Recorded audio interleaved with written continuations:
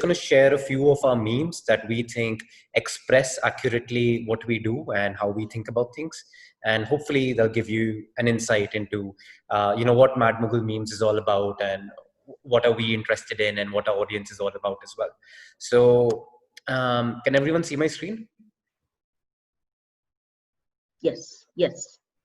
Okay, cool. So yeah, look, you've already given us a much better introduction than what I could give, but we're Mad Mughal Memes. We have about 330 or 40,000 followers on Facebook.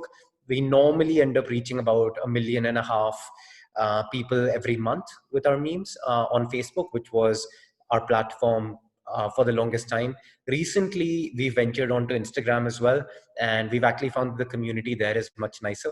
So if there's anyone here on the call that came from our Instagram page, we love you and thank you for being here. But essentially, what I'm going to talk about, along with Ruqaiya, is about how do we think about memes, how do we relate them to history, and what are the different kinds of relationships we can create between memes and history. So when we talk about memes, for me, I like to give a very simple definition, which is this on the screen. This is a screenshot of the Wikipedia page for an in-joke or an inside joke.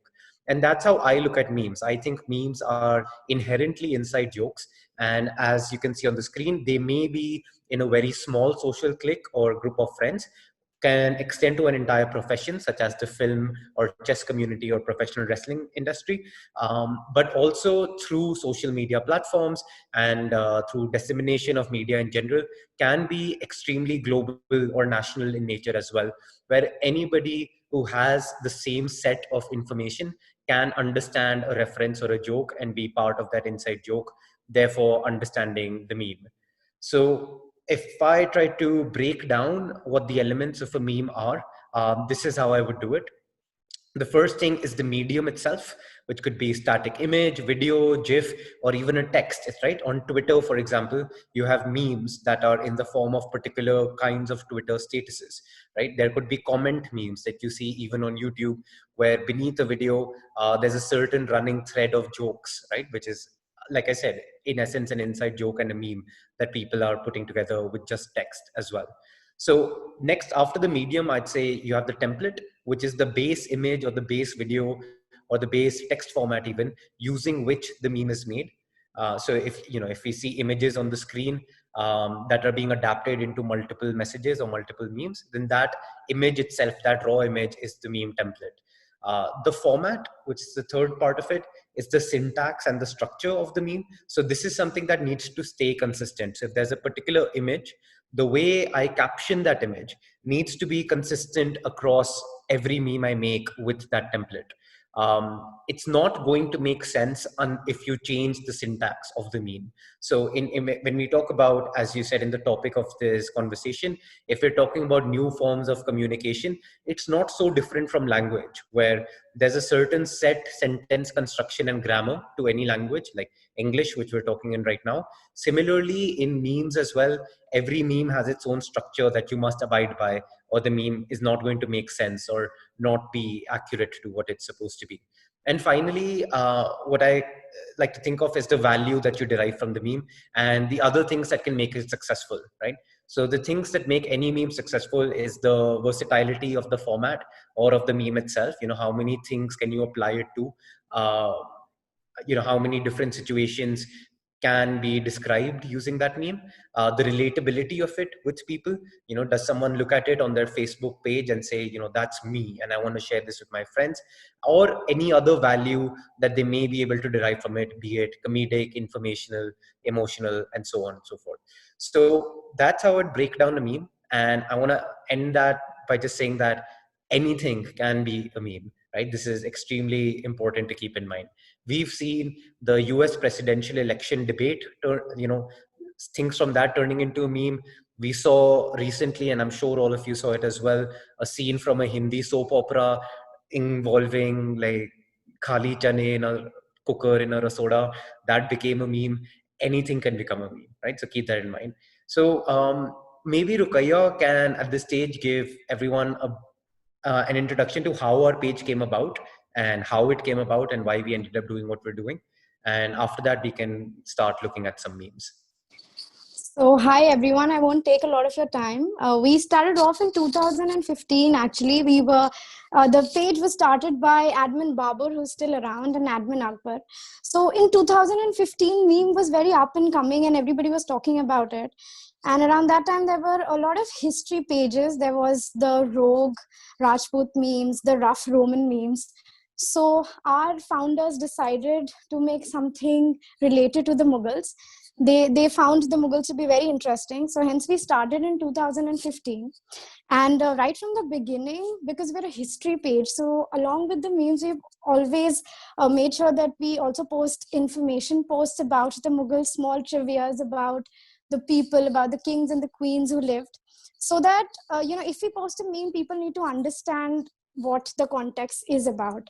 So over these years, just last year, we ventured out to Instagram, and over the years, we've had over 300,000 followers on Facebook, and we have 22,000 followers on Instagram who are actually very nice, and we're really proud of our Instagram community. So yeah, let's just go back to looking at the memes now. Cool. Yeah, please jump in if you want to add anything to any of the memes. Okay, so I'm going to try and move through this a bit quickly now. So, firstly, amongst the many things we do, right, I would say the most common one, what we're known for, is presenting history through memes, right? So, this, for example, is a meme that just talks about the fairly brutal Mughal wars for succession, which was a regular feature of the entire empire until, of course, the East India Company deposed Bahadur Shah Zafar and just took over things for themselves. So in this meme, which is really, this is a scene from an American TV show called Person of Interest. We're trying to basically express how Mughal wars for succession were not for the faint of heart. This is one that we made pretty recently once the pandemic started. You had people in the news and everywhere talking about how dolphins are returning to Italy, and due to low pollution the Himalayas are visible from Punjab, and it's just stuff like that. And I thought, okay, like there's an opportunity there to talk about how there was that old saying of how the sun never sets on the British Empire. So this is in reference to that, essentially. Yeah, this one, again, like I was talking about versatility, right? So this is, as you can see, it's a scene from a Star Wars movie where Darth Maul, the bad guy, is fighting off two good guys, the two Jedis at the same time. And I happened to be just watching Star Wars, and I realized actually this is a meme template, and it's actually been used a lot by a lot of people.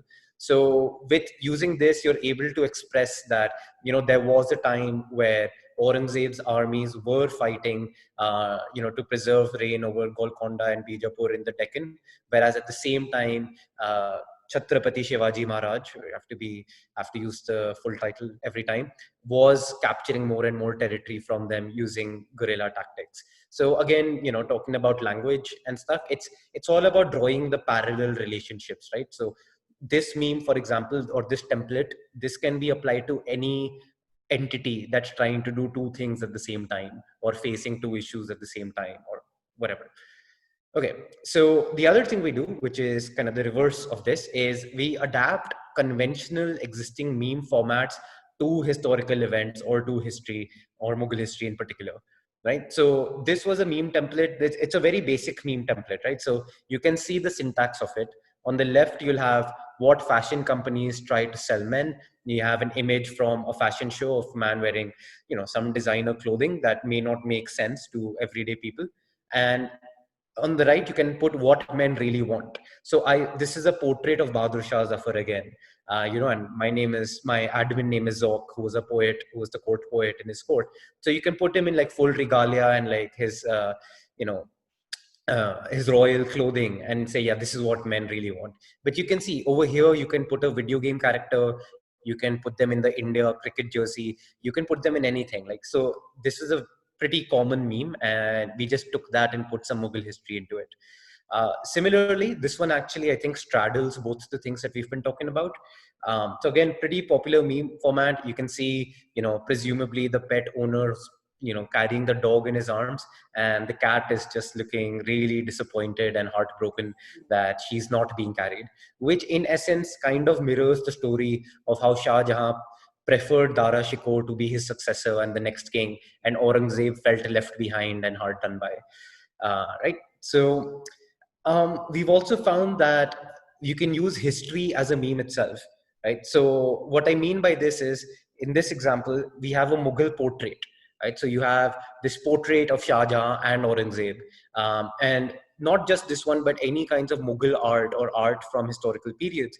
You can make them into meme formats, and there are pages like Raja Ramohan Roy memes and others who are doing that even better than we do, quite frankly. So you can see this one, it's about OK Boomer, was also kind of an internet trend a few months ago. So including that over here. This is another, Mughal portrait. So it's just, you have the emperor being carried on the palanquin, and I just happened to realize that somehow the palanquin bearers don't look all that happy about it. So we made this a bit relatable by talking about, guys losing at FIFA to their friends and then having to hear them gloat. So when again talking about relatability, this is the kind of meme for which we see people tagging their friends in the comments, and that's how we know that we got something that's actually relatable, because people are trying to tag their friends to show them that, look, this is what happened between us, right? And one for the pandemic, just because we're all living in there. So I wanted to make a play on just how, celebrities there was general widespread, I think, a little bit of dissatisfaction with how celebrities were telling everyone to stay at home, and it's very difficult, but their homes tend to be rather amazing and not that difficult to stay in. So this is where Shah Jahan was imprisoned by Aurangzeb after Aurangzeb took over the throne, and so you're adapting that history into the meme as well. Okay, next one, the next topic, subtopic is meme-worthy history. There's some very funny things that have happened in history that,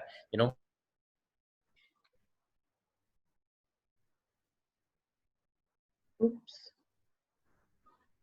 Have we lost Pritish? Can we hear him?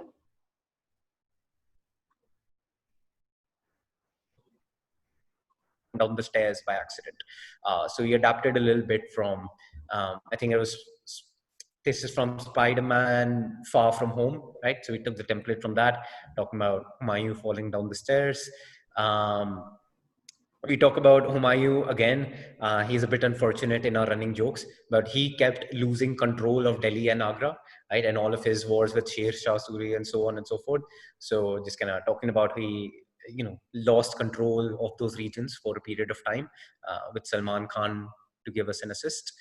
Muhammad Shah, also known as Rangila, he was an emperor whose reign was rather disastrous for the Mughals, lost large swaths of territory, influence, money, everything. So this is, King Ghidorah, like, Kaiju again. It's like a kind of fictional character. So you can see like two mean, badass guys, and then the third one who's like, yeah, he's in the same line, but clearly a bit different. All right. Pritish, sorry, can I interrupt you, Pritish? Yeah, maybe can you wind up in a minute or two? Oh yeah, absolutely. Thanks. Our most controversial part is about current affairs. So a minister last year, I think, said that maths didn't help Einstein discover gravity. So we made a play on that. And now Adam Khan, who was executed by being thrown off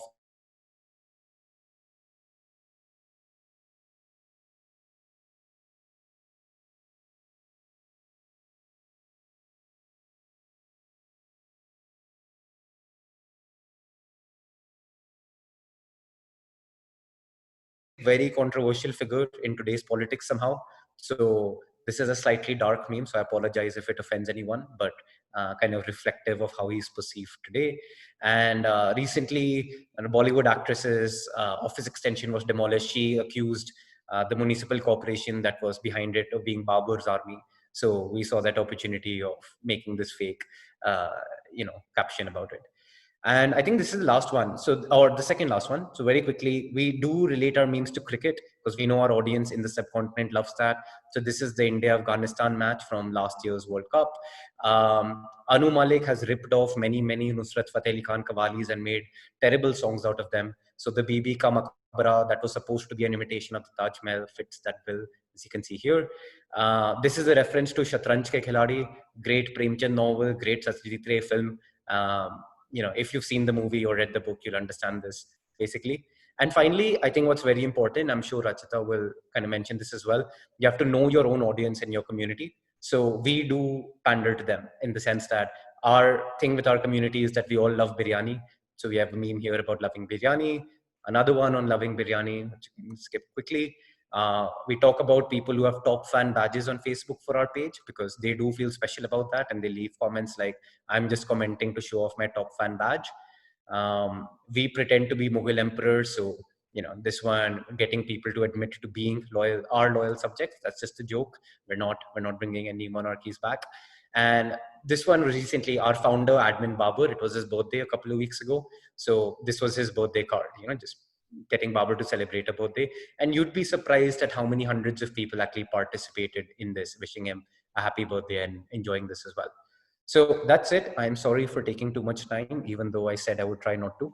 But yeah, that was our presentation, and hopefully gives everyone an idea of what Mad Mughal Memes is all about.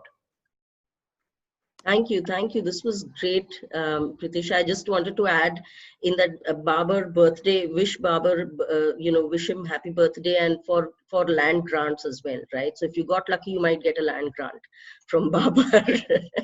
So yes, thank you so much. We can now move to Rachita. Rachita, do you want to talk about Sanitary Panels and your work? I'm just going to load the PowerPoint here. Okay, where did it go? Oops.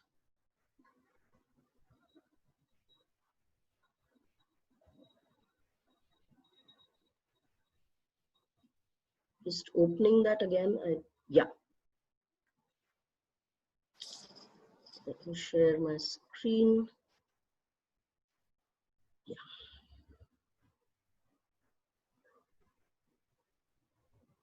Okay, is this visible to everyone? Yes. Okay, great. Works for me. All right, Rachita, over to you.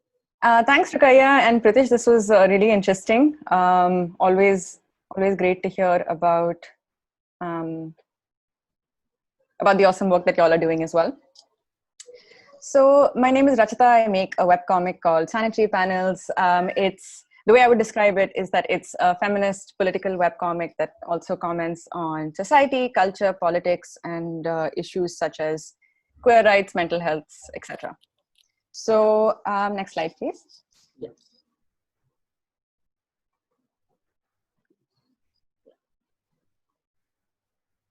Yeah, so I started the comic in 2014 in response to students being arrested for sharing their political opinion on the now ruling party. So it's evolved immensely since 2014 in terms of my style and humor. Sorry, I'm not, are folks having an issue with the audio? I can hear you clearly. So can I. Yeah. Cool. Yeah, so the principles have more or less remained the same, but now I do not draw with on a piece of paper with a pen. Can I have the next slide, Madhura? Yeah. So these are some of my early comics. This one is on demonetization. I'll give you a second to read it.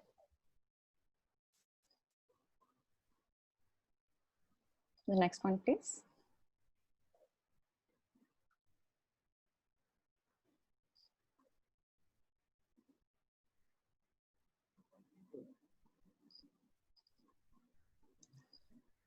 Next one, please. This totally also applies to several academic panels, by the way. 100%. Yes.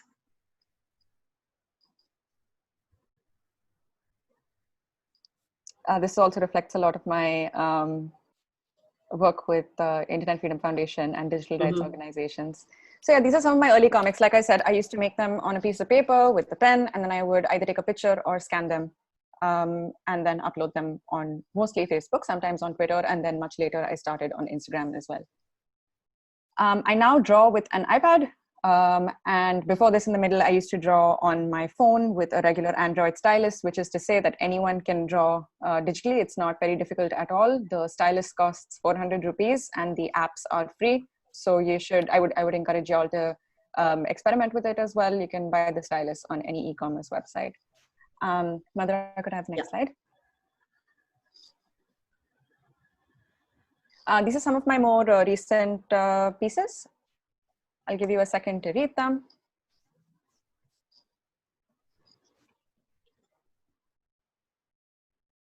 I think several of us can relate with. My parents still haven't realized comic. Next one. Yeah.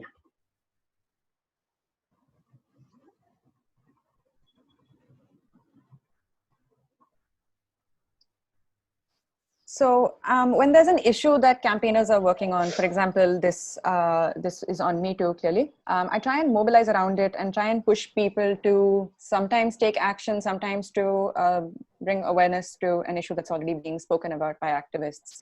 So the next one, please.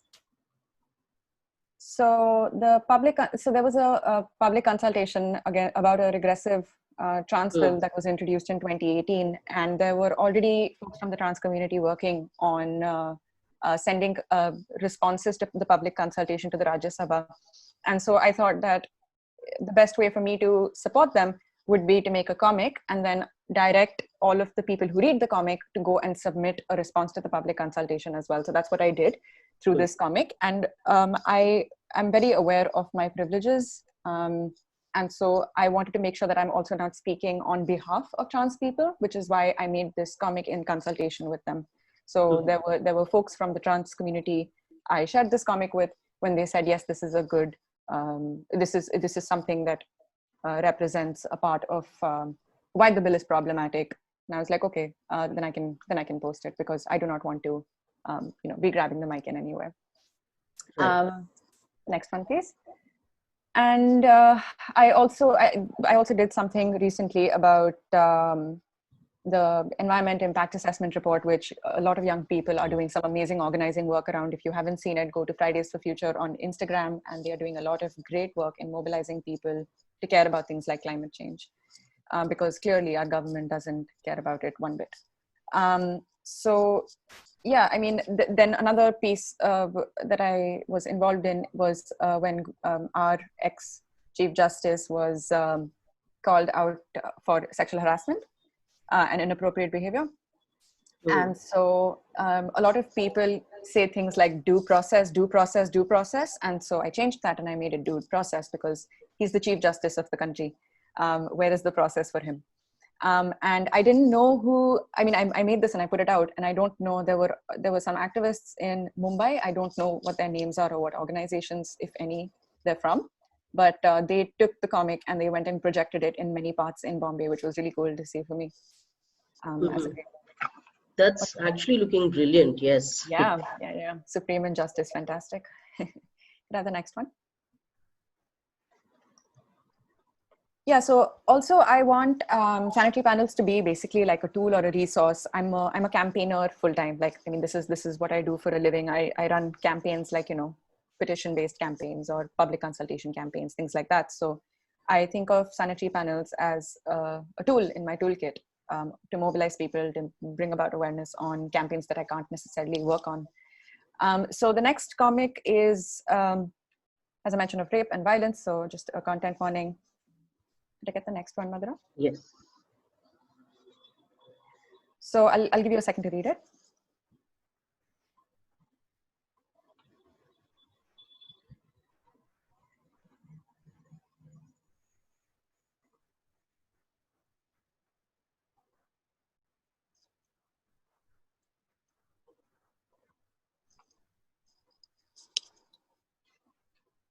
So this comic I made in response to something that directly happened to me and has happened to many of my friends, which is to say that if you make a harmless joke about, which is punching up generally on men, for example, you will get blocked out of your Facebook account, your Instagram account.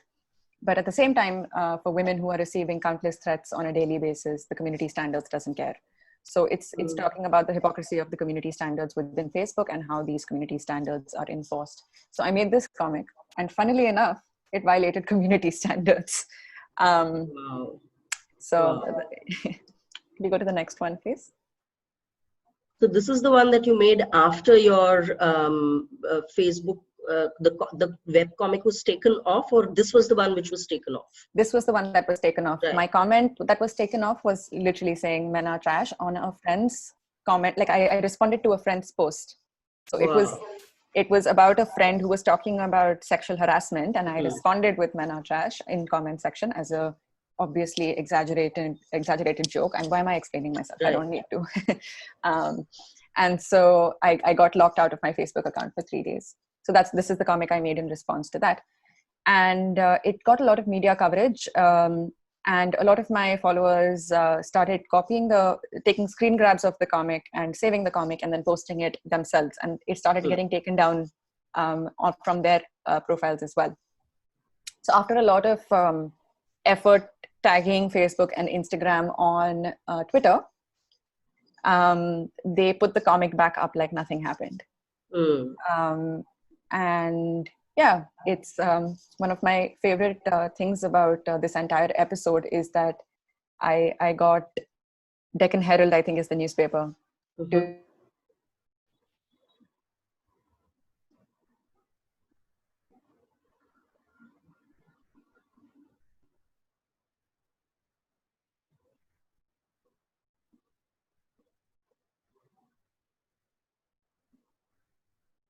Are you around? Yes, sorry. I think I lost you for a second there. Did you ask me to change the slide? Yes, please. Okay, great. Yeah. Thank you. Yeah. And of course, I talk mostly about politics and fascism and the right wing. And these are some of the pieces that I've done in the past year or year and a half, I think. Actually, past 2 years. I do not know what time is anymore. What is 2020? And then, yeah, so this is before the 2019 election and during the 2019 election. The top left one is the flag on top of the Supreme Court. I was trying to be as subtle as possible, but again, like I've been told that this could be seen as contempt. But yeah, I think someone needs to be speaking truth to power. And yeah, I did a whole A to Z on Modi. You can see it on my Instagram page and on my Facebook page if you're interested in seeing the whole poem. This was before the election. So, I mean, a lot of my work is also influenced about obviously current affairs. And so when the disastrous decision on Kashmir happened, could I get the next slide, Madhura? Yeah. I made some comics, obviously, about the fact that dissenters were being silenced, especially in Kashmir, where, I mean, the people who it's affecting the most are the ones that are not a part of the debate at all, or the part of the conversation. It's not even a debate. I don't think it's even up for debate whether human rights should exist or not. And so I made some of these comics myself, but then I also wanted to do something much more powerful without, again, grabbing the mic from Kashmiris. So what I did was that I worked with one of my friends, Shazil Malik, who's a Pakistani artist. She's extremely talented. I met her during a British Council workshop. And so we collaborated on a series because we thought it would be really powerful that a Pakistani and an Indian are collaborating, asking for the self-determination of Kashmir. Could I get the next slide? Yeah. So these are some of the pieces from that. We decided not to draw anything on our own. These are all based on images that came in from Kashmir at one point or another in the last 72 years. So these are poems from Kashmir, pictures from Kashmir that we stylized and drew on top of. Get the next one. And again, it was a really painful project, but because we went through so many pictures. But I mean, it's a mild inconvenience for us. Can we get the next one? Yeah, so this brings me to late last year, which is when the CA-NRC protests happened. So when the protests broke out, I was asking myself, I'm like, how can I best be of service to people who are on the front lines, who are protesting, who are getting arrested, who are facing brutality? And I was like, okay, they need a couple of resources. They need posters that they can use for protests. They need posters that they can use to publicize protests that they're organizing. And they need a space to disseminate information about protests that are being organized. So I was like, I'm just going to use my page to do that for the next couple of weeks. And so what I did is that I made images like this, where you can easily put in a hashtag, a date, a time, a location, and share it back with me, or you can share any other poster with me, and I'll push it out on Sanitary Panels and tag people who can push it on further. So basically, spreading the information about where protests are happening and giving them resources to take to protests and take to mobilize for the protests. And next. Yep. Yeah. Next.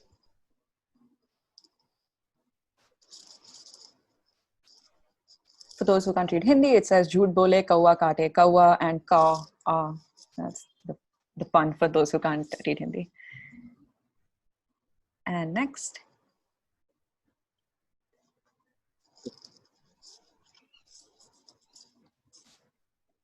Next. So this is one of my favorite and most viral pieces. I initially made it while I was making comics for Forbes. And this is just basically about the police brutality that was and right-wing brutality that was that protesters were facing. And I like this comic a lot, and because it doesn't require a translation. And yeah, I think it can be also used in multiple kinds of situations because it's always about speaking truth to power in some way or another. And I liked it so much that I also went and painted it on a wall in Jamia. The students invited me and I painted it on the wall outside where the protests were happening. Look at the next one. Yeah, so one of the cool things for me to see was that my comics were being used extensively during the protests. And honestly, it felt really useful to go beyond social media. I believe that social media is a very important tool, but it's also siloed, and it's also, we also end up sitting in our own bubbles a lot. And so it was nice to see my work being used by not only my followers, but their friends. And they were like, you know, they were copying them. They were doing photocopies and giving it to protesters who didn't have any banners, for example. So it was really nice to see. It was really powerful. And I felt really grateful for folks who tagged me and shared pictures with me as well. And I would keep sharing them so that other people also could use these resources as and when they wanted. Rachita, can I request you to Sure. end in maybe a minute? Yeah. Okay, great. Should I go to the next slide? Yes, please. So this was the painting on the Jamia wall, which got painted over by Bhakts in a couple of months. Next, it's beautiful. I saw it, but it was unfortunately done by the university administration themselves. Oh, really? In the middle of a pandemic, yeah. I remember seeing it and like seeing a video of someone specifically painting over my like the whole thing is painted now. The whole wall has been painted over now. I saw it recently. So sad. Yeah. Could I get the next one, please? Yes. Yeah, so this is another one that I'll give you a second to read.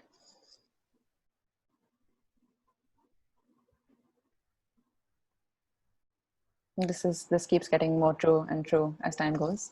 Next, please.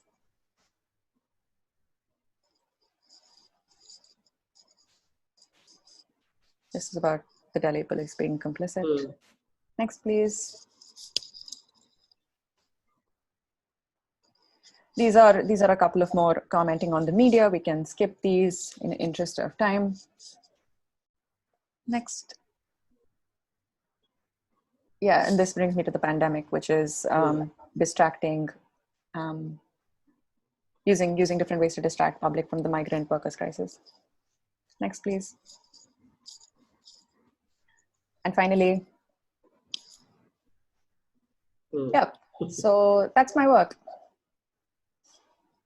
It's incredible. Okay. Have you reached the end? Yeah. Should I stop sharing? Yeah. Yes, please. Thank you. That last one is a good combination of what Mad Mughal Memes does and what you do. Yes, thank you. This was, I mean, both these presentations, this is incredible work, amazing work. And again, as I said, this is work which is, you are putting yourselves out there relentlessly, taking in the bigotry, the hate that comes your way. So really, really incredible, really, really inspiring. So thank you both. Okay, we will now jump right in with a few questions that I've been having in terms of really the process of how you arrive and produce this incredible, inspiring kind of work. But to really to begin at the beginning, if I were to ask both Rachita and Ruqaiya and Pritish, what was that? I know, Rachita, you said that you began, you began sketching after the 2014 elections and after the, this dissent was being stifled. For Ruqaiya and Pritish, why did you want to start putting images and words together and make these memes? And I mean, Rachita, you also can do talk more about what really propelled you to start doing this, to express yourself in a particular way. So initially we started because it was a vogue, like everybody was doing it and we wanted to do something. But like over time, I feel it's become a lot more important, and we've also evolved with the page. So there are 7 admins, right? And a lot of us joined eventually. Like I joined 1 year later. And I especially would like to give Pritish's story, if I'm allowed, like how he became an admin. So we actually had an admin contest, I think 2 years back, and a lot of people participated, and then Pritish was selected. So hence he became the admin, and he said that he was not as interested in history, but then he saw our memes and he saw our posts and he read more, himself, and that's why he's here. So, when as creators, when you create something, you just have this thing in mind that even if you're able to change one person, you're a winner. So it's great to have people like Pritish. He's our success story. Mm. Pritish, do you have anything to say to that? You're the success story of Mad Mughal Memes. I'm very flattered because, Ruqaiya is right. I was a fan. Like, I used to be a follower of Mad Mughal Memes for like, I don't know, 3 or 4 years. And then one day they said, okay, we need a new admin. So submit your memes in our inbox by this date and then we'll make a decision. So I thought, you know what? I was unemployed at the time and I wanted to do something more creative, which is why I was unemployed. And so I thought, okay, this should be a good start. So I made a few memes based on, the school book Mughal history that I knew, and like the 1 or 2 William Dalrymple books that I'd read at the time. And I just made a few memes based on those, and they selected me. I was very proud. So I've gone from being a fan to being a collaborator. So, there'll be a movie about it someday. Just Akshay Kumar. Wait. Right. Yeah, we're waiting with bated breath for that. Yeah. Rachita? Yeah, I don't know if y'all can tell, but I don't know how to draw.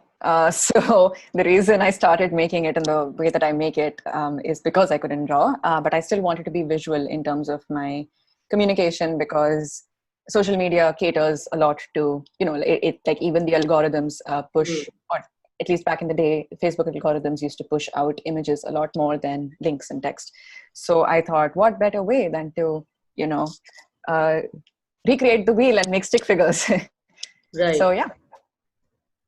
Yeah. So clearly, I mean, Ruqaiya said that when we initially started out, we started out because it was the vogue. Everybody was making memes, and then of course eventually it evolved. Rachita, you talked about, post 2014, that context, and looking at both your works, I also think of if you've thought of the fact how your work and its distinct perspective which your work brings along might be in some ways a product of its times, right? And by a product of its times, I mean it in 2 ways. One is that there is a certain larger political social ethos that we are living in the current moment, and that is something that clearly both your your works seem to want to sort of register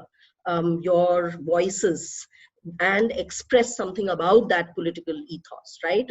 You are located in a particular situation and you're expressing something about that larger social, cultural, political ethos. So that's one thing. But also, and this was pointed out also by my colleague Shivani, so thanks Shivani for pointing out that not just the political ethos, but it's also, you know, the certain stage in which now technology makes it possible for production of certain kinds of forms, right? I mean, Rachita, you said you started off literally by drawing stick figures on pen and paper and scanning it and putting it on, and now you are working with an iPad. Or you know, Ruqaiya and Pritish, I mean, the memes, then the templates that you borrow from this all, and the way you know, your content is then able to travel not just over social media, but as we saw in Rachita's case, also beyond social media, right? So is it you know,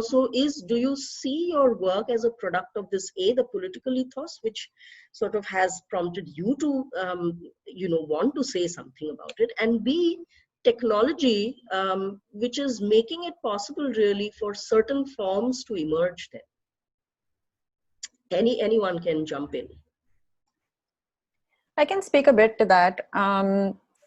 So yes, I mean, I've always been a campaigner. Even even before 2014, I was working with Greenpeace India, and I very vocally criticized the Congress for their policies as well. And I mocked the Congress as well in my personal social media spaces. So I was doing that before 2014. After 2014, it became, I mean, I don't know whether the election had to be the trigger for me to start making something of my own and having a consistent narrative being built on politics. But that's what triggered it. In terms of the platform, I think that's a great question. And also, I think a lot of our works are influenced by the platform and not the other way around. Because of the way the algorithms work, because of the dimension restrictions, because of the fact that it takes a certain amount of time for an image, for example, to load. We have to keep all of these things in our mind when we're putting out content. Otherwise, for example, if I put out, initially I made comics vertically, but now I make them horizontally, because vertically I can't put the comics up on Instagram, which means that I have changed the way I think about comics and make comics because of Instagram. So I just want to say that it's a combination of both those things. I'd say in our case, there's probably a lot less intentional activity, compared to Rachita. So we didn't start off as a page that was meant to be about serious history, nor did we start off as a page for political activism or any kind of activism, to be honest. We were making funny memes. You saw in my presentation, I had memes about, what fashion companies are selling men and everything of the sort. So, but what did happen though is obviously the Mughals came to be in the news more and more, particularly under the current administration, where we're renaming roads, Babri Masjid is happening, Babur's army, we saw that example earlier. I think one chief minister said that if the opposition wins this election, then Mughal Raj will return to India. So the Mughals happen to be in the news more and more. And so our page, with the following that we had, we ended up definitely responding to that and being a bit more serious and being a bit more intentional in how we portray the Mughals. What do we talk about? Trying to, and one of our key themes is telling people about history. Like, don't believe WhatsApp forwards, for example. Like, read false narratives of history and everything. Absolutely. That's around more these days. Yeah, exactly. Like, so narratives, reading actual history, trying to understand the nuances of history. So one of our more popular memes is just a portrait of Aurangzeb, but in black and white, through which we're trying to tell people that, look, stop looking at this figure in black and white. He was a human being, an emperor, and like every other emperor, he's had shades of gray, like very many shades of gray. So there's a lot of those things. And I also completely agree that the platforms drive a lot of what you do. So obviously, I don't think we're trying to be the tortured artists whose works aren't seen by anyone. To a large extent, of course, we want more likes, we want more views, we want more followers. So we do give the people more of what they want as well. Kind of comes back down to, there's a very fine line between the algorithm and the audience, I would say. I actually work in that industry without getting into further detail. So a lot of, how the algorithms behave gets driven by the audience, and then also vice versa. Right. So the balancing act you do have to play. I think the last thing I'll add to this is on a personal level, like not related to Mad Mughal memes. I do also have a different meme page, which is much more political and related to current affairs. I want to talk about it here today, but that one is 100%, a result of the times where I'm just like, okay, this is probably the little something I can do, and if it helps someone, it'll be great. So I can relate to that. Right. If Mad Mughal memes and elsewhere in life. Sure. And which is, yeah. adding to what Zauq said, like now we take our work a lot more seriously than we did a few years back, because earlier it was all fun and games, but now so much false narrative is there. So we work really hard. We make sure that people know what the real history is, what the history was, how people were, and history cannot be simplified.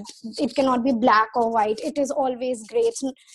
People need to understand that these people, other than being kings and queens, were humans, and they all had mistakes. Yes, absolutely, absolutely. So clearly, I mean, this thing of technology making certain forms possible, or that driving it in some ways, seems to be something, and of course the larger social context that we are in. But both in your presentations and just in the the tremendous followers that you have, between the two of you, the one common thing that came out was that you place a certain value on how your work should be relatable. And clearly your work is relatable, which is why you have garnered up this huge number of followers. And this, so the question that I wanted to ask you is that, as an academic who writes an academic paper, which probably might be, if I'm lucky, might be read by, it might reach double digits, that 10 people have read it, if I'm lucky. Yeah? So as an academic, the question that I have is, to make one understands that yes, your work has to be relatable to a much larger audience, but what is the kind of really mental, intellectual work that you put in to make it relatable? I mean, of course, as you said, Pritish, in your earlier, the presentation that you made, that, it's an in joke. So when a group of people share certain references, then it is, you mine that Yep. common references to make that joke. But what is really then the kind of work, mental work, that you put in to make sure that this is relatable? Again, for Rachita also, a lot of, when you write about, um, a certain way of thinking about, let's say, even Modi, or let's say the mind of how a right-wing supporter works, for instance, is very relatable, because a lot of us have grown up in families like that. So you immediately know that, okay, I know what you're talking about. So yeah, so can you talk a little bit about how do you make your work relatable, really, at one simple, straightforward question? I think Ruqaiya's memes are way more relatable than mine, so she can talk about this a lot more. But I'll say that we have a really big advantage in that everybody in the subcontinent grows up reading about Mughal history at school. So, our main audience is the subcontinent. We have Pakistan, Bangladesh, and India primarily. And, that's our biggest advantage, that particularly on like the more prominent Mughal history events or East India Company, Akbar, people already have a frame of reference for all of this because everyone studied that at school. So that's just a big advantage that we have. And the rest of it is a bit more, like I said, relating it to current affairs.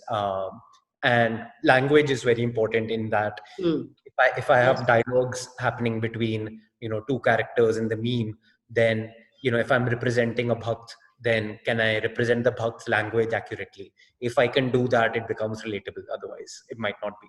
So yeah, that's just my 2 cents. But like I said, Ruqaiya's memes are way more relatable than mine.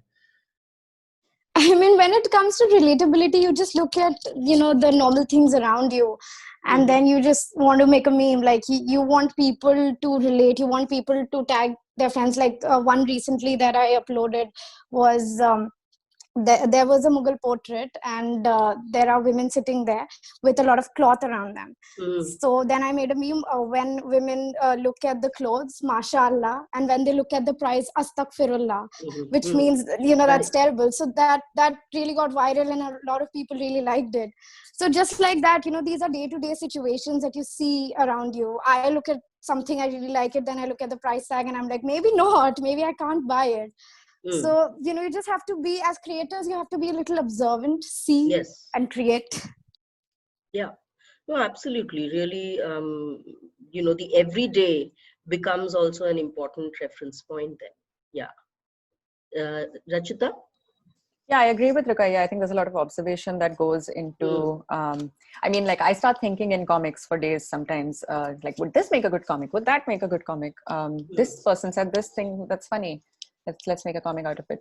But I think there's a combination of two things that I pay attention to. One is the rapid response nature of it. So if there is something happening on the news, you have to respond to it within the same day. You respond to it the next day, the trend is gone, no one's talking about it anymore. So the relatability increases if they're also reading about it on their Twitter feeds, if they're also seeing it on their news channels. And the second thing is also a lot of testing and a lot of data gathering. I mean, this might seem like strange, but there is a lot of trends that you can tell between comics. Can be oh, I used this word in this comic, and that's why people were able to relate to it. Maybe if I try testing this out in another comic, I can perhaps conclude that this word is more relatable than a counterpart. So yeah, and also I have a group of friends who I send comics to when I'm not sure about them. I'll forward the comic to them and I'll be like, is this understandable? Does the message come through? Is it funny? Sometimes I take their feedback, sometimes I don't, but it's good to have a group of people who also live on the internet like me to be these sounding boards. So where you can bounce back ideas, where you can bounce back all these possible things. But what both of you said is one thing is, as you said, Pritish, that everybody who lives on the subcontinent grows up studying Mughal history. So that's one common point that you all, that we all have to identify with. But the second part is what you connect it to. So for instance, if you, let's say you end up using images from the Marvel comics universe, right, to make a connection with, let's say, something that's happening in the, from Mughal history. So what I'm also trying to understand here is, when we are saying that, your comics are relatable, I also would like you to maybe reflect a bit on who are those comics relatable for. So who really is that imagined audience that you're writing to? I mean, Rachita, importantly, you pointed out that, I send it to a few of my friends who, like me, live on the internet, right? So there is a certain language of the internet, a certain register in which things are expressed on the internet. And so again, who is your imagined audience? Can you reflect a bit on that for us?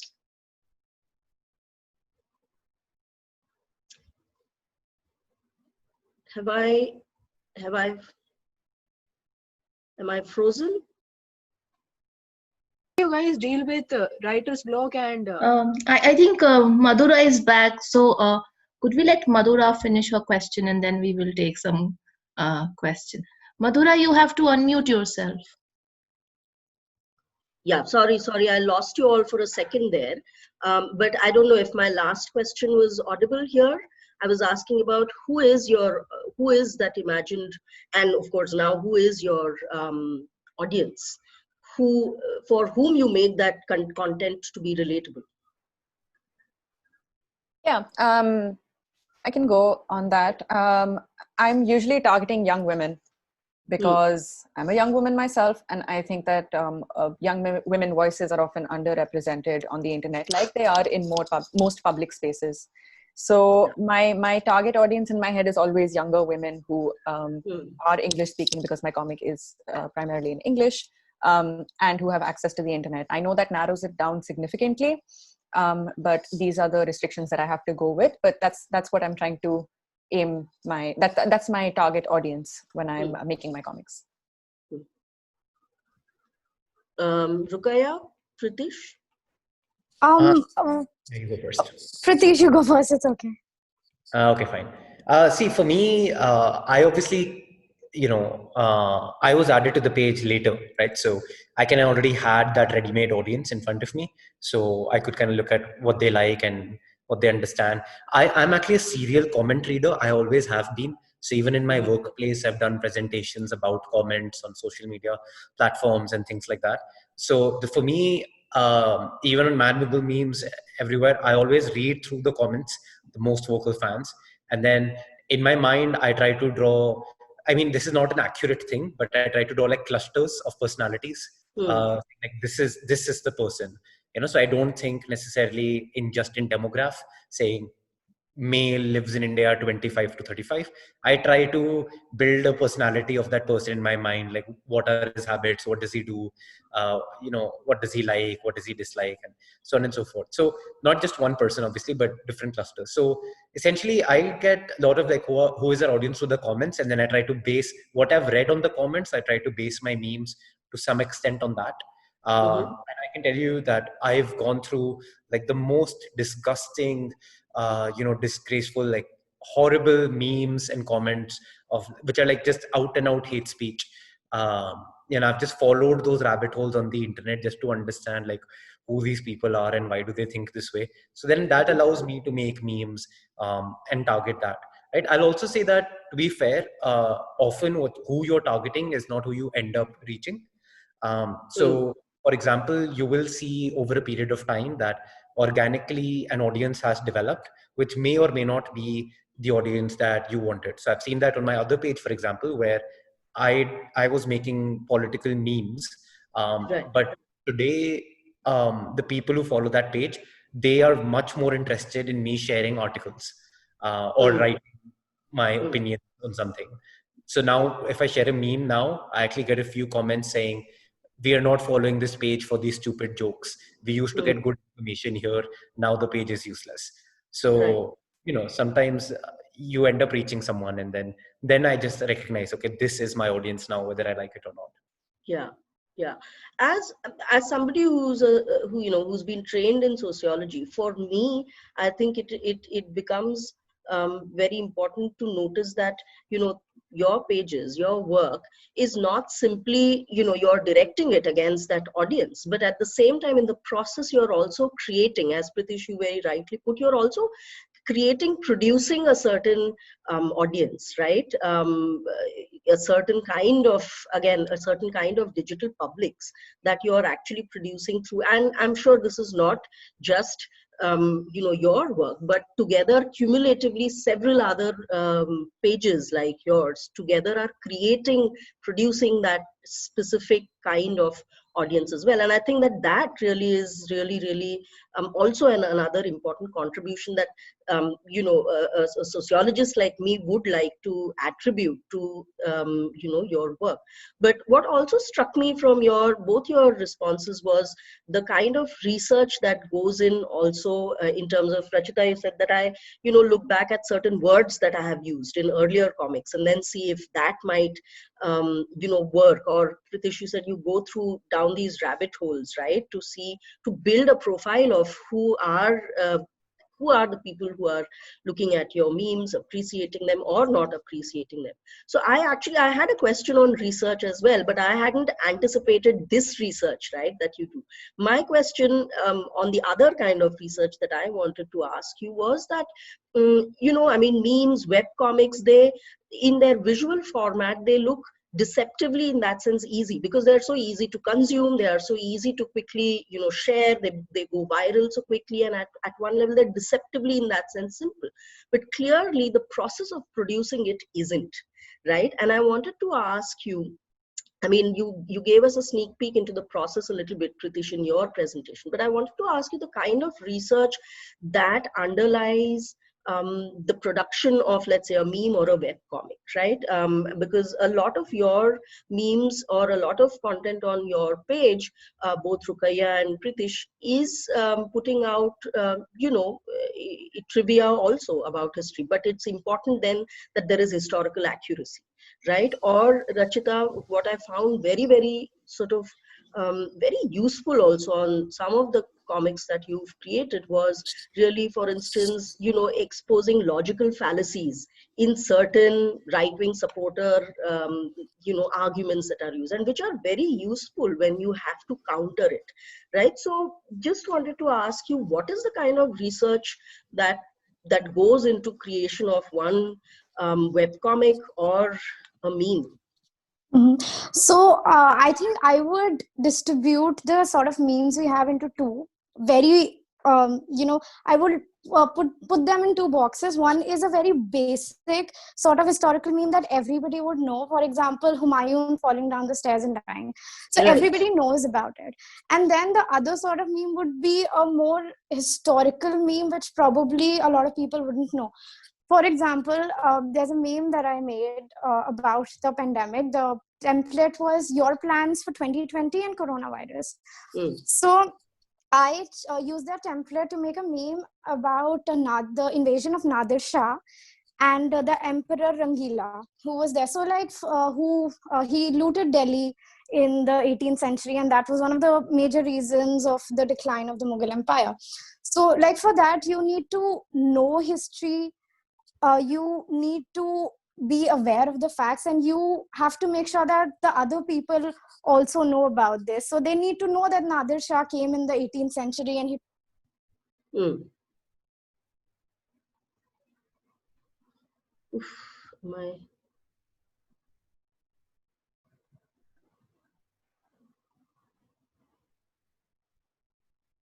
Have I lost you all again?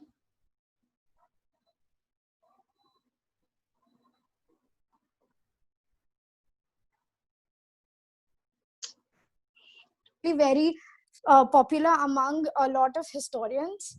William Dalrymple retweeted it, and we have a lot of following. We have William Dalrymple, we have Ira Mukhotoy, we have Manu, and everyone who follows us. So, right now we've actually become an important, I would call us source of history.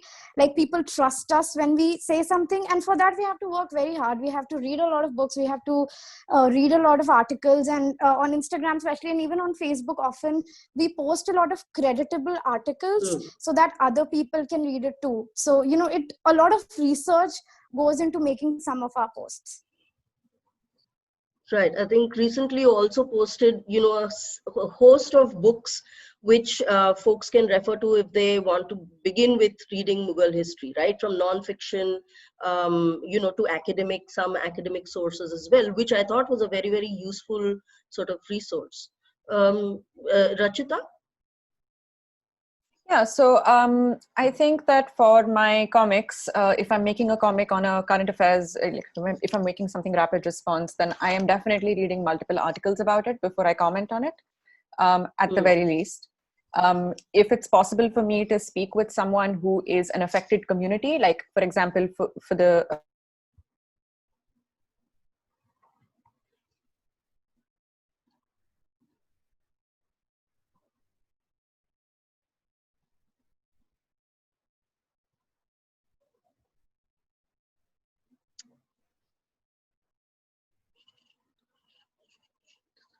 work that has gone into setting up a campaign that they want me to make comics for. So it's not as simple as, sitting there and just making a comic. It's a lot of notes, it's a lot of thinking. And for the propaganda series that you were talking about, I was like, I think I made a series of 3 parts, and it's going to be ongoing, hopefully. But it takes so much time that I've taken a pause from it. But for that, I had to go and read through so many articles on propaganda, so many historical articles on propaganda and examples, and then write it down in an understandable way, which is also really difficult, and go and find examples of it out in the wild, which is also like going, like Pritish said, it's going down a rabbit hole. It's vile, it's disgusting, but I had to go through them anyway to make these comics. And then you put them together in a cohesive narrative that is simple and understandable, and also is sourced well. And then lastly, in terms of being effective in communicating these complex ideas, often complex ideas, I also read a book, and now I'm studying framing and narrative building much more. So I would recommend this book if anyone wants to understand political commentary better. It's called Don't Think of an Elephant by George Lakoff. So I would highly recommend it. It talks about what are the key components of framing a message, that a political message especially.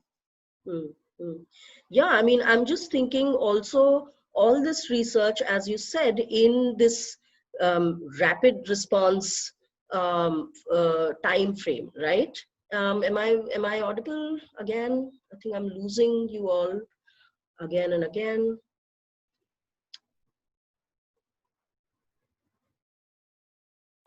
Otherwise, what we'll do is, Madhura. Yes. Could we also have, because when you went offline earlier, there was a couple of people quite excitedly waiting to ask some questions. So I was wondering if we could have that now.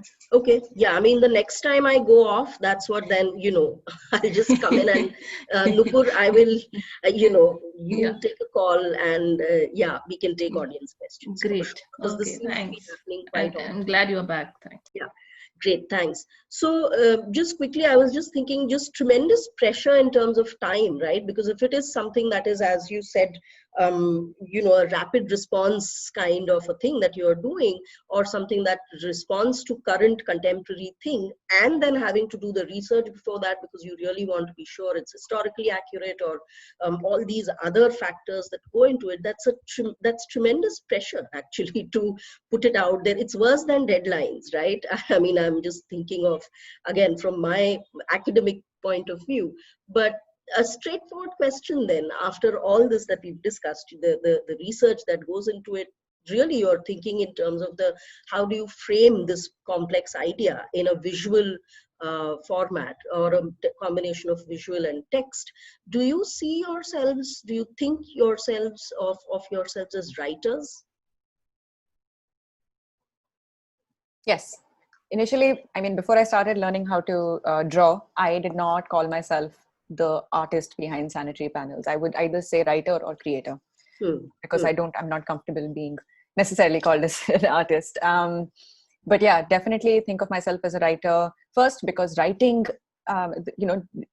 figuring out what words and in what order need to go into a comic is much, much more work than actually, at least in my case, making the comic. Yeah. I'm so happy that you own the label writer. I've always wanted to write a book, so I'm not sure if I would call myself a writer just yet. No, but look, I think the key thing is I would consider us like meme makers as writers, to the extent that we also deal with allegories and metaphors, right? A meme is essentially an allegory for something. I kind of hinted at this in the presentation, where it's all about parallel relations. Yes. If 100 minus 50 is 50, and 75 minus 25 is 50, then that 50 is the relationship between the two, right? Or if you say 100 minus 50 is subtracting half from 100, or 200 minus 100 is subtracting half from 200. That's the relationship between the two. I don't know if this makes sense to anyone, but what I'm trying to say is, ultimately, it's about things being different things having the same relation with each other. Absolutely. So Ruqaiya gave the example of Nadir Shah's invasion of Delhi.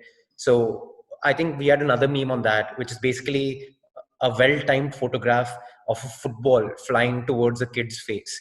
And like, the kid was just terrified, and you could tell that the football is going to hit his face. I'm sorry, it's probably not funny to some people, but it's kind of funny. So all I did was, you label the football Nadir Shah and the kid Muhammad Shah. That's what I'm saying. It's the same relationship between the two. One is heading towards the other, and it's going to be a disaster.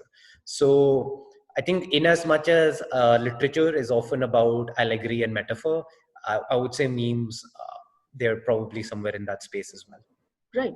No, and I think, thank you for bringing that up, because as teachers, we teach critical reading and writing to students. And the central fundamental point that we really teach to students is making connections.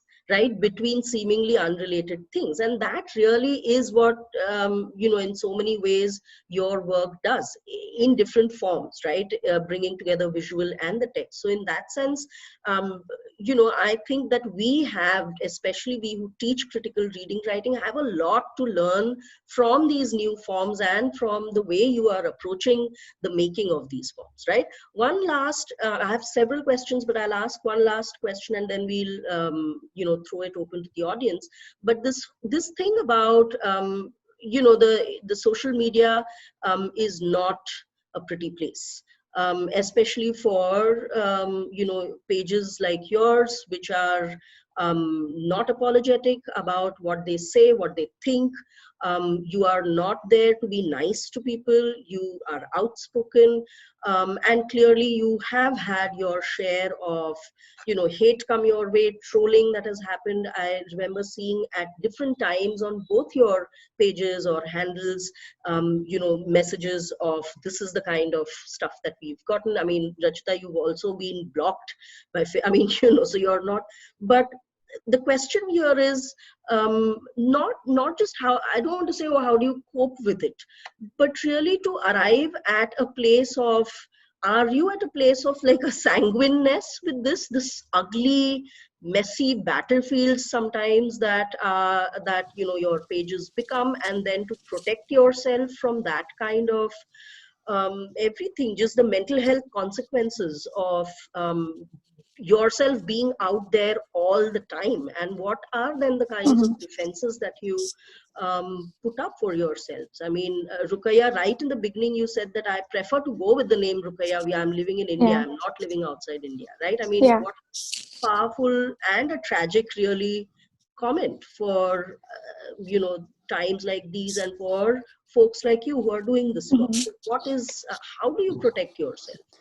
So, initially we weren't so secretive. Like all the admins were just like, "Yeah, this is our meme. We posted this with the admins." But I think in the past 3 years, I'd say that we have stopped being very open about this information that we administer this page, and it's really tragic because when I joined the page, I was very young. I was in my late teens, so I was basically a kid. I just got lucky there, honestly. So, but I never felt uncomfortable. I never felt unwelcomed.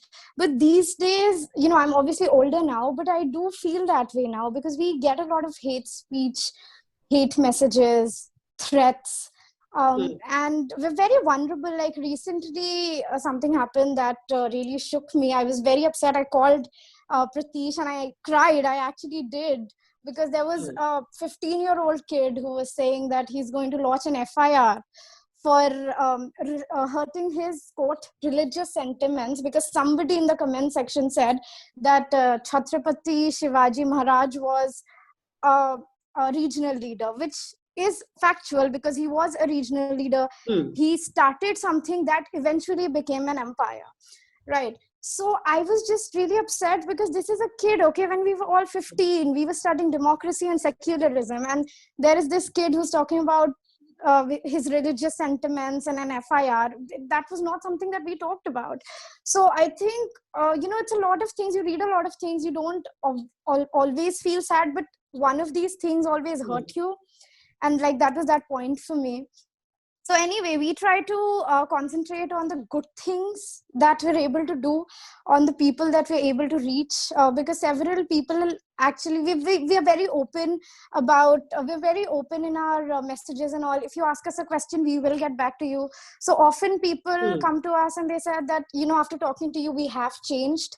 We did not know this information, but now we do. And it has changed us. And like the love and messages like that is what keeps us going. We just think that we shouldn't think about all the negative things, and the positive things, the positive changes that we can make in people's life is what we should concentrate on. So like, that's how we cope with it. Yeah. Does it help that it's 7 of you, and so you don't feel like you are the only person who's up against this? Yeah, definitely. And I think the best part about this page is we're not really friends. Like, we're friends now, but as creators, we were absolutely strangers. And then we've come together to make something so beautiful. And in the process, we've all become such good friends. Right. So, we feel very safe with each other. Like I said, the other day I called Pritish. He actually sent me a book as a gift because I wasn't feeling well. So that was really nice. And I've actually never met him. I would like to, Pritish, please meet me. But, internet is a fantastic place. And I'm just really glad about all the people that I've met through the page and all the friends that I've made. So that's another plus point that we think about.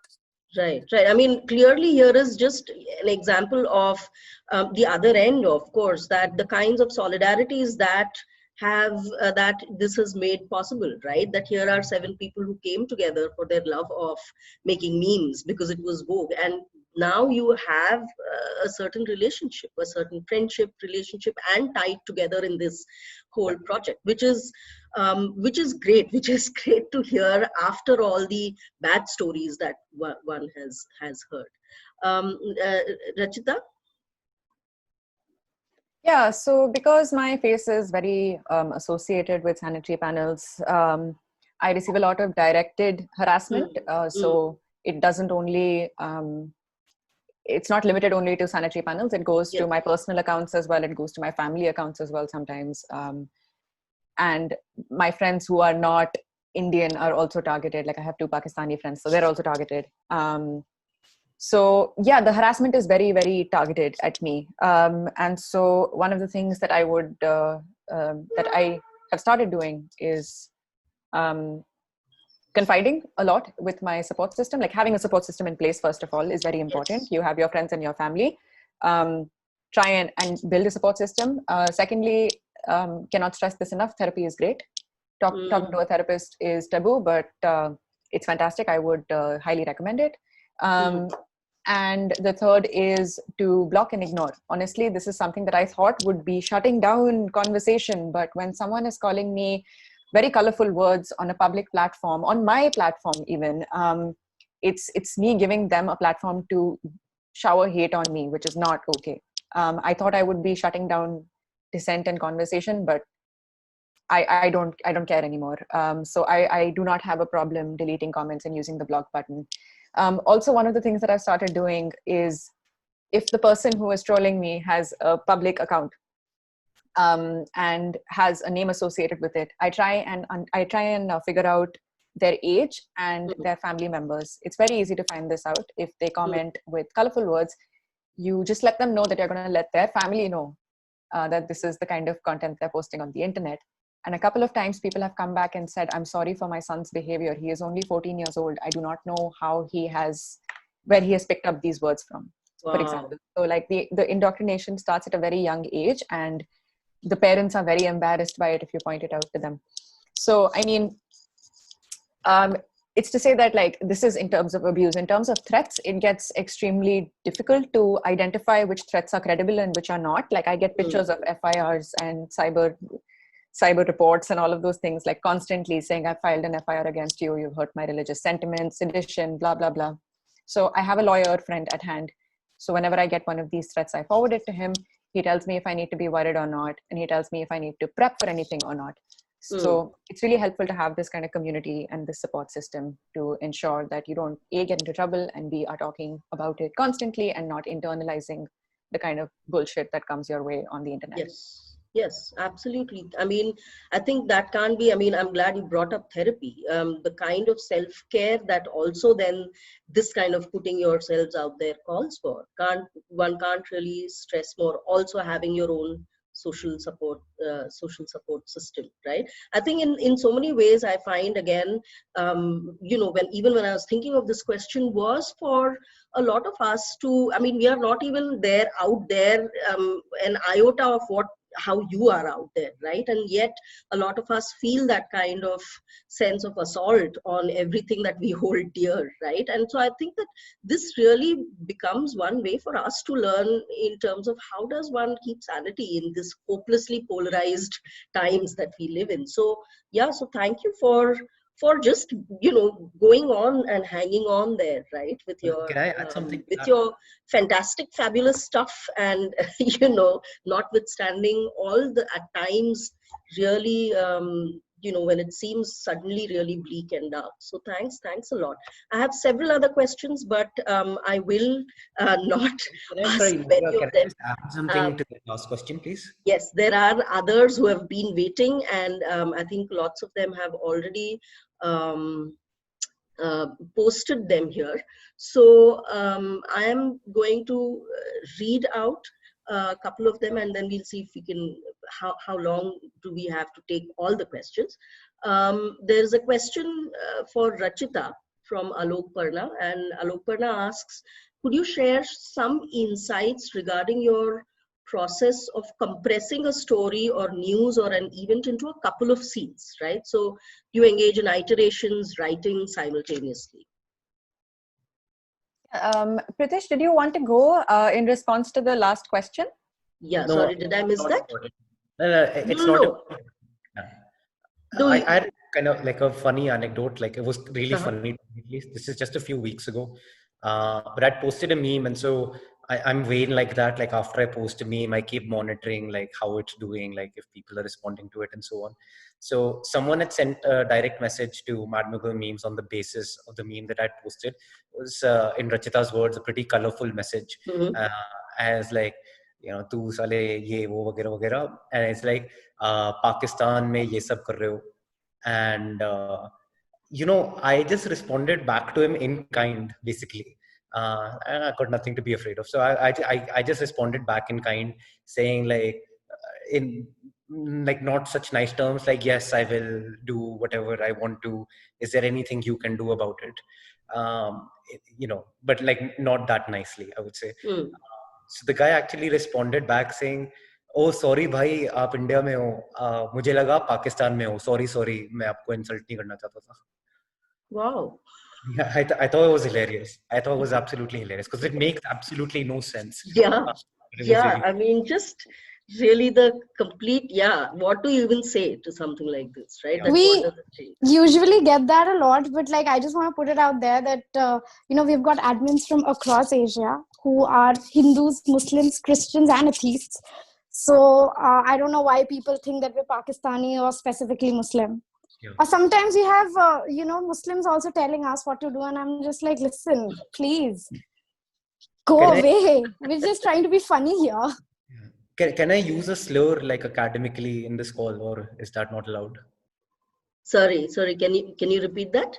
Like, can I repeat a slur like in an academic sense over here, or should I not? Well, you can use the slur, and if if we want to upload it, we might want to beep it. Yeah, I think you'll probably beep it, but this is it's a joke. So actually, I want to address like keeping your sanity, right? My method is might not work for everyone, but I read all the comments that insult me, and I then, like Rachita, I look at their profiles, and then I ask myself, would I rather be me or be them? So Right. far, I've always answered I'd rather be me, and so this method works pretty well for me.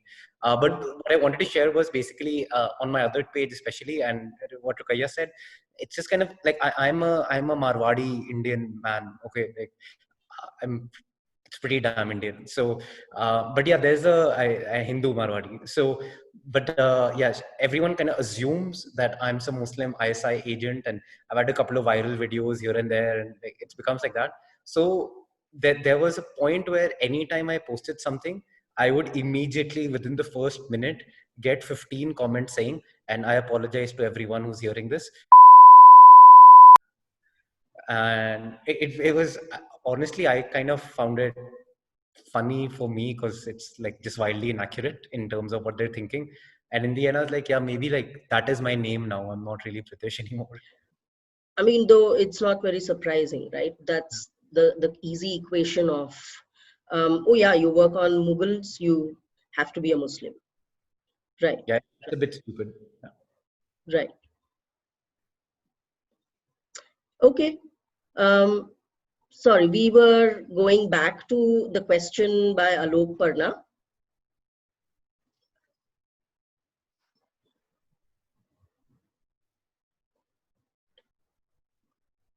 Have I lost you all? Especially, sorry, Madhura? Yeah, no, go ahead. I was just saying that maybe you should respond to Alok Parna's question. Yeah.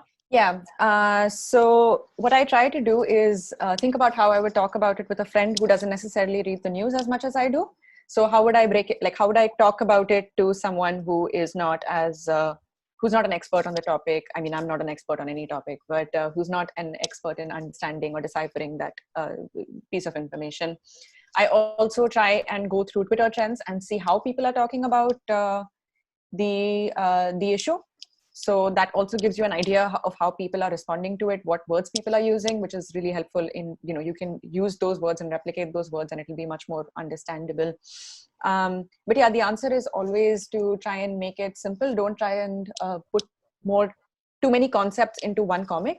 So if there is one concept per comic, it usually works, because sometimes I'm like, oh, let me layer this with another pun of this sorts.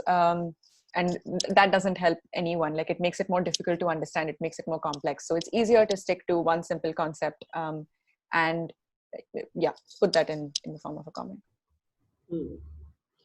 Okay. There's another question by Shachi, who writes that there's a right-wing page called Daily Switch, which she recently encountered. And she says it left her speechless. It uses simple stick figure visualizations, but aims to simplify critiques of liberals through small sketches. And her question is that given the algorithmic strength provided to political polarization by social media, do you ever feel that you're able to go beyond people who resonate with your politics? Or is there a parallel separate universe for similar content on right-wing approaches?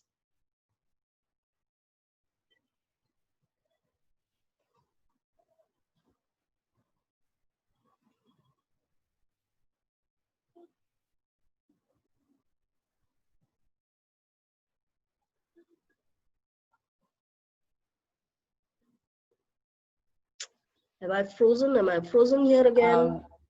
Yeah, sorry. No problem, Madhura. Yeah, it is. There are a lot of these pages, hundreds and hundreds of these kinds of very, very right-wing, very Islamophobic, homophobic, sexist pages that exist on Instagram, on Facebook, on every platform. But they tend to have smaller audiences. So I'm keeping my fingers crossed that it's not indoctrinating as many people as we fear.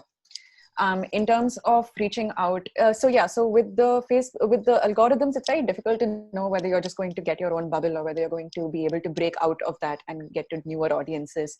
And I guess the way to do that is to keep switching up content and not necessarily only talking about one person or one issue over and over again. So I try and mix it up and talk about different political issues. So I will talk about environmentalism one day. I will talk about, and then I also make like silly relatable comics as well about having a migraine or being gay, those kinds of things. So it's better to have multiple approaches to get multiple audiences, or at least start reaching audiences that you would not necessarily get if you were talking about one issue and one issue alone.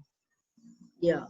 And I guess what I found very fascinating, especially when you presented your work, Rachita, was how some of your work has gone beyond the digital sphere, right? I mean, even like the comic being projected on actually public spaces, I thought was quite remarkable. Or then, of course, the comics being used in the protests. So that also, I think, it was quite heartening that it goes beyond the siloed world that you said we all live in. Okay, let me see if there are any other questions. There is one question about the strategies to increase user growth across channels. I'm not sure what that means, but maybe you guys have an idea. Yeah, I think it's just about increasing your follower numbers, right? So, look, every platform. Okay, firstly, let me just say that ultimately there's no substitute for content. If the content resonates with people, then it resonates with people, and if it doesn't, it doesn't. But every platform has its own, natural behaviors, you can say. So on Facebook, for example, the best way for growth is possibly shares. I think Rachita mentioned earlier quite accurately that images and videos do much better on Facebook than just text would. Hmm. But what I've seen is that in Facebook, for example, shareable content is the way to go. Look, the thing is, there'll be best practices for any platform. Some of the, I would say, the common ones are about being regular, like posting with, a certain consistent frequency. You want to engage with the audience as much as possible. You want to obviously keep an eye on who your audience is and target them, looking at the demographic data and all that stuff.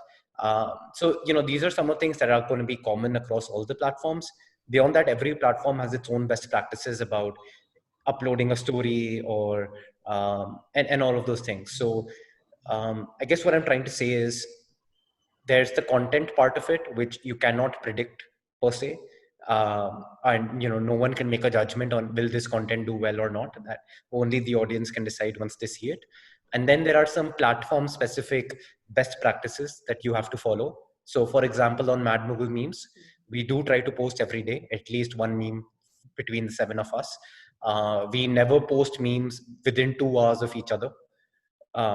And like, so these are two very basic things, but yeah, you do have to kind of play by the rules of the platform and its algorithms, etc. Rachita, do you have a response?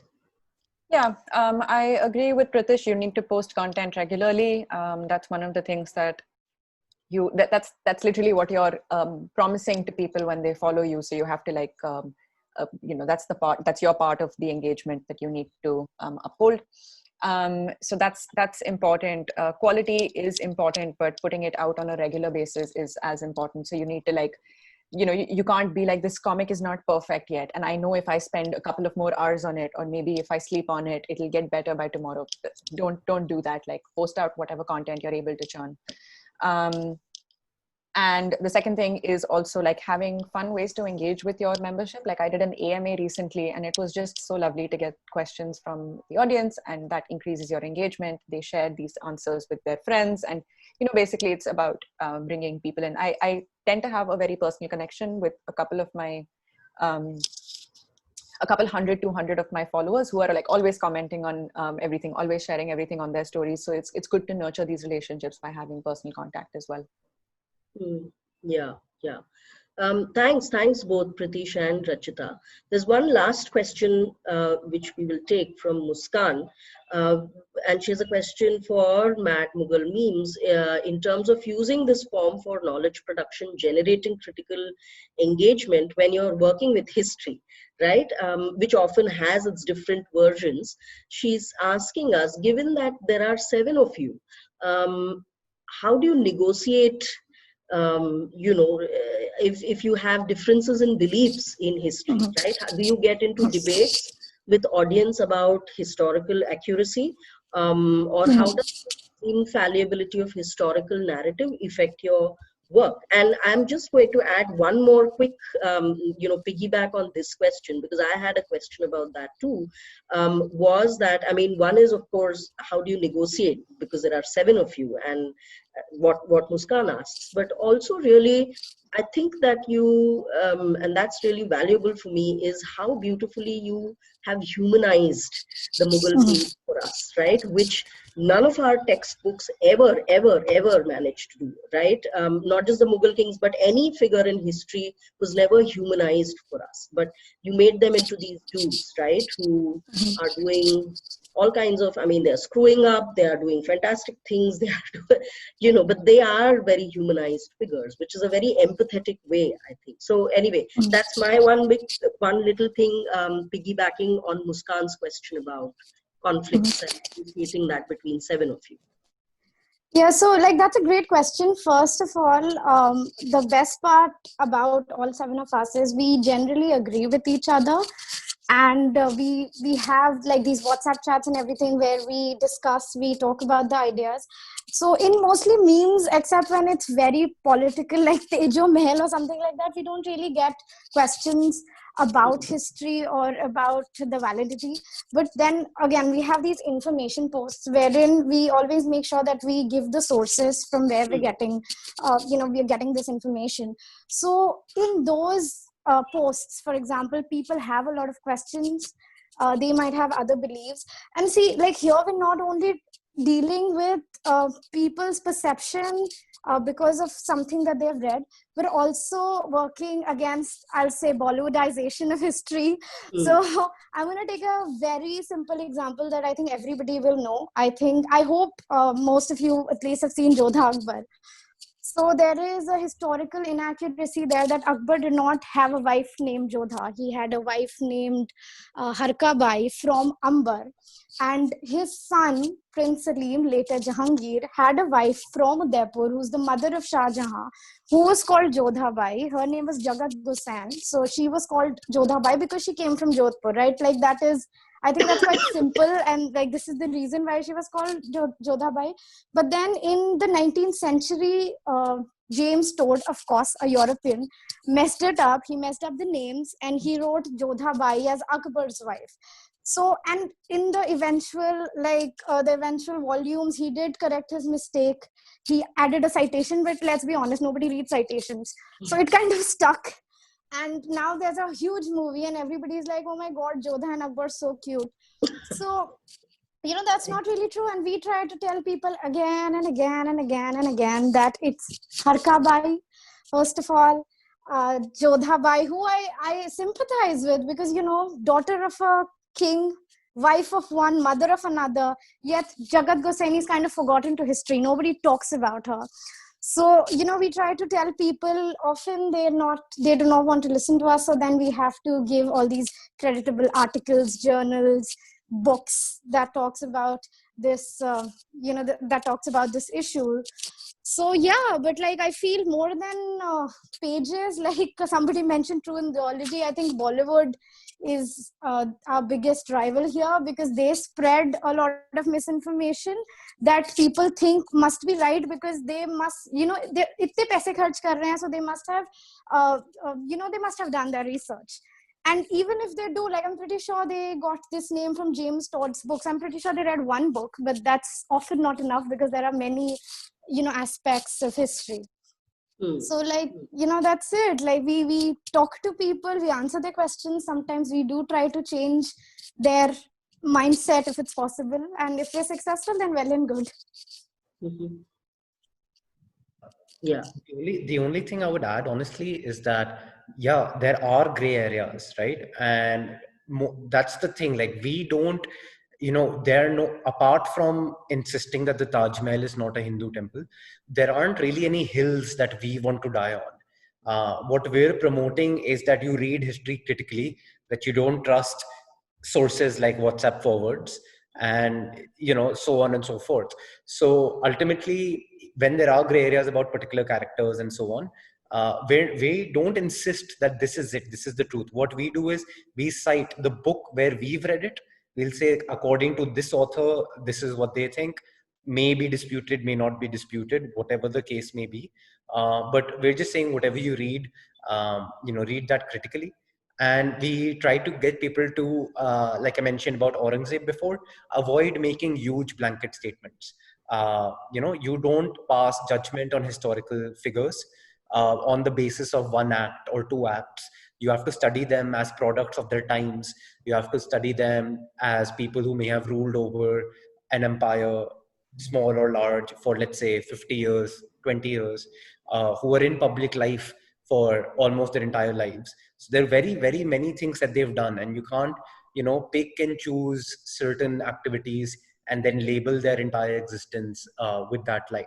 So those are kind of, we're just trying to tell people these things also, as opposed to, we don't, like I am personally, I'm not prepared to die on the hill of, I insist that Akbar's first wife was, this queen or that queen. I don't know enough. So anyway, that's all I wanted to add to what Ruqaiya said. Yeah, It's but about, just more about learning to read history than this history or that history. Right. And just to say that this is not in black and white, the example of Aurangzeb that you gave us, right? Because that really struck home, because I grew up in Maharashtra, and that if you have grown up in Maharashtra reading history, then Shiva, it's always been Shivaji versus Aurangzeb. So Aurangzeb is black and white, right? There is no other way. So I think that is really, really then important to destabilize that black and whiteness of history as well, saying it's not as simple as it seems, right? Yeah. Yeah, because like I would like to add this, that as Pritish said, they're all the product of their times. So there were a lot of things that were fine in the 17th century. So we cannot modernize these things, and we cannot think about what happened in the 17th century in a 21st century concept. It will not be right. It will never be right. We cannot compare Indian kings or European kings and queens with what they did in the 17th century to federalism and democracy and feminism that we have now. So, like, that is something that we remind people all the time. What they did, it's happened, it's the past. First of all, it's done, it cannot be changed.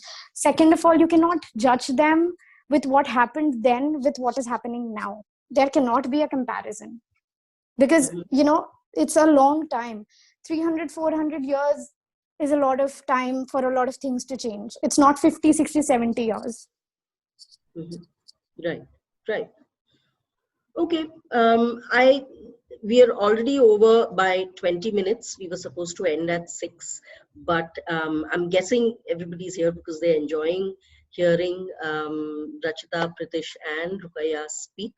I just want to again really say a huge big thank you to Rachita, to Pritish, to Ruqaiya, for agreeing to talk to us, for sharing your work with us, sharing your process with us as well. Many greetings from us, good wishes to keep on doing this fantastic work, and keep the flag flying, really. So, and really just bringing a lot of joy in our lives in these times. So thank you so much. I'd also like to thank all the audience, everybody who's here, who asked questions, engaged, for being here, and appreciating Rachita's, Pritish's, Ruqaiya's work. Also just wanted to say a quick thank you to the JGU IT department, and Shubham, who's here from IT to help in case there were any technical glitches, and of course my colleagues who are here, Nupur, for for being here, because I kept on going in and out. So thank you so much. And the next plan is to get you guys to come and teach in our classes, which would be a fantastic plan, I think. So we will work on that plan sometime soon. So hopefully you will hear from us again. So thank you so much, Ruqaiya, Pritish, Rachita, and good luck with everything. And thank you all. Thank you for Madhura. having us. Thanks, Ruqaiya. Thanks, Pritish. Thanks. It was an honor. Thanks. Please. Bye. Okay. Yeah. Bye everyone. Bye. Yeah.